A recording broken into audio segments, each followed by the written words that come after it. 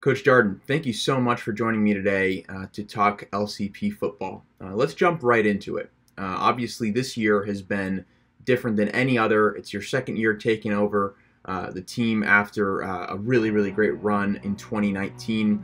Can you just open up and talk to us a little bit about how we've adjusted due to COVID-19 and how camp has gone and kind of what we've learned about the team over the last several weeks? So we it's been a weird camp just because we got to start school, had the kids, but not able to actually do football practices, not able to put helmets on, and just kind of a weird start. So once we got into practices, it just feels like we've been going longer than a typical year. So I think right now our guys are excited to play someone else, excited to not be going against each other every single day.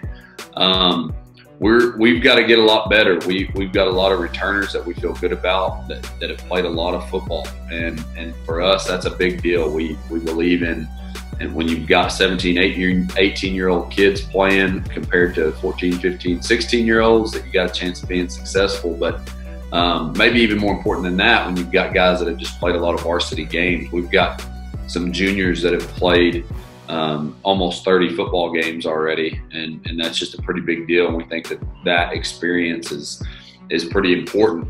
That being said, we did have some seniors that graduated that were just really good football players, and we've got guys that we feel like can step in and take those roles, but it's a process to get there, and the guys are excited about showing that what they can do and showing that they can step in those roles, but we've got to get better at it. And I think as a coaching staff, there's days that we get real excited about this group, and then there's days that we've got concern, and I think that's natural with every team. But in general, we've got a bunch of kids that are all on the right path, and that they all have pulling in the same direction. And I think when you get that, you got a chance of being pretty good, and we're pretty excited about it. Absolutely.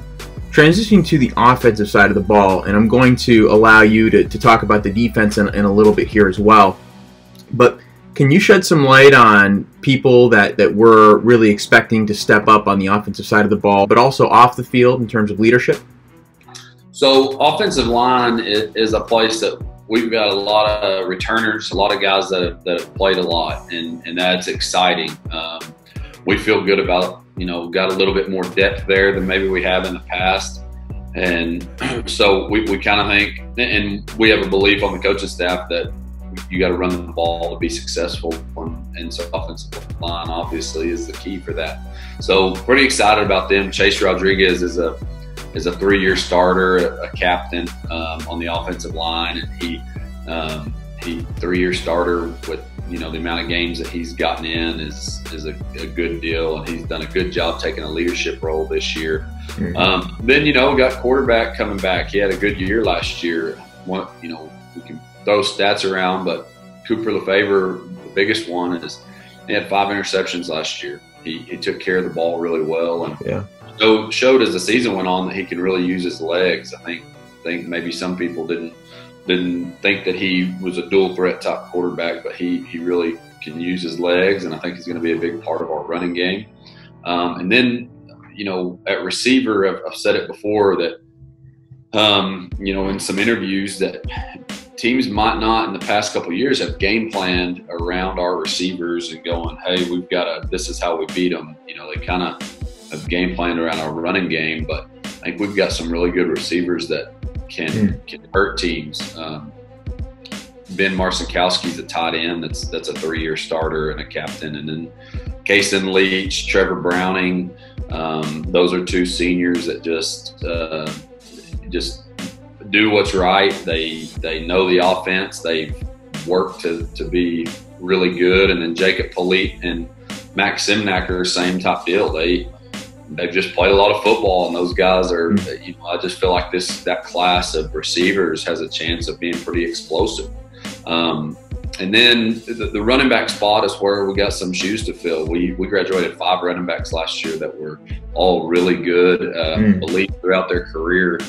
they all had some sort of all district, and a lot of them were multiple year all district. So big shoes to fill, but we've got guys. Caleb Stripling and Judge Thomason played on our JV last year, and they did a really good job. They did a really good job with scout team, and so they're stepping in that role just fine. Trey Bray came in from out of state. He moved in, and we feel good about that position. We just need to see him play some varsity football games, I think, to reassure us of that. But overall, offensively, there's guys that have played a lot. There's an excitement about it. We might look a little bit different.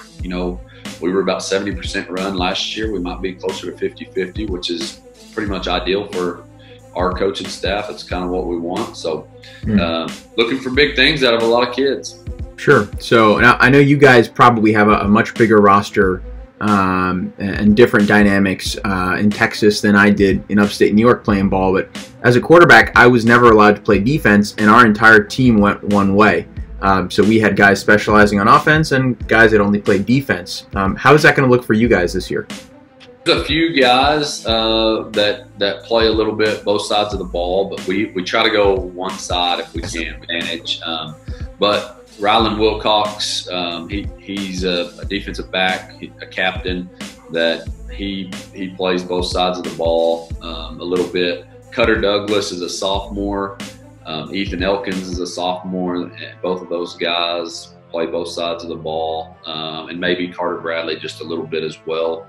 And then there'll be some packages that have certain packages that might just be a play or two a game where some defensive guys play on the offense and vice versa. As we transition over to the defensive side of the ball, can you talk a little bit about the leadership that you're expecting on defense and who we're expecting to kind of be the big playmakers and the leaders of the D? I got to start with our back end and beating a dead horse about guys that have played a lot of football, but Rylan Wilcox is a corner, a captain. This is his 4th year starting on varsity. That's just a lot of football games. Jordan Kirkpatrick is a 3-year starter at safety. Carter Bradley is a 3-year starter at safety. Both of those guys are captains.